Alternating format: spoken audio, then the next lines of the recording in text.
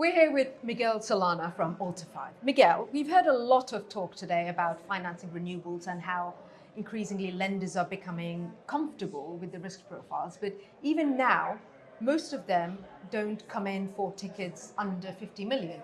What does that mean for developers of mid-scale projects such as Altify? I think that's an interesting point, and in fact something that we will particularly see in this market. In fact, Italy has an average size project smaller than what you find in other countries, given land restrictions, environmental issues, and so on. So we think there is a big number of projects that may be unattended by traditional banks that will go and seek the larger projects or portfolios.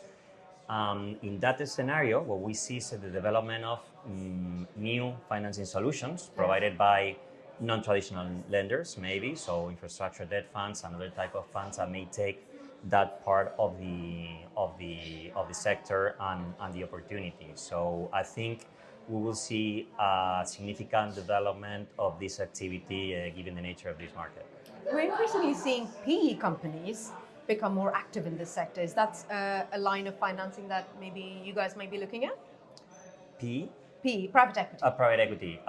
Well, you mean financing private equity?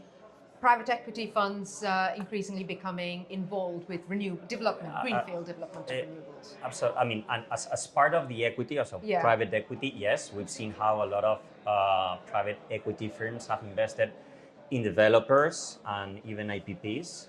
They normally invest not at an asset level, but at platform level. So we've seen that.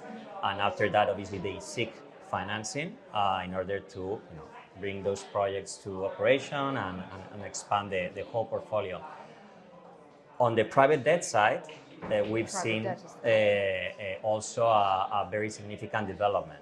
I think this has been particularly the case when the risk profile of the projects has been evolving, let's say, from a more conservative revenue profile to, let's say, riskier ones, right? So we see a larger base of investors and more diverse risk-return investment strategies on the debt side.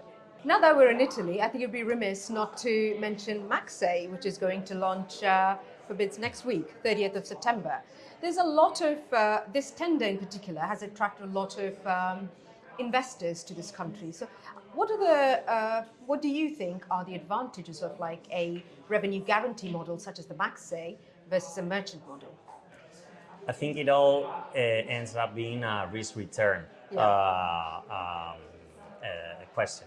Right? So there are institutions that have traditionally looked for a conservative risk-return profile in the infrastructure sector, and those are probably going towards Maxey. So this means potentially insurance companies, pension funds that want returns over the long term with not a lot of risk.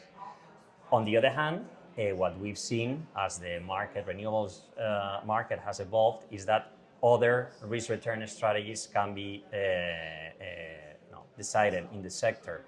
So if for some reason, because that's the investment criteria, there are sponsors that want to achieve high returns, what we see is that obviously they will take more risk. And this means merchant not going to Maxey and capture that opportunity that is provided by dynamic pricing.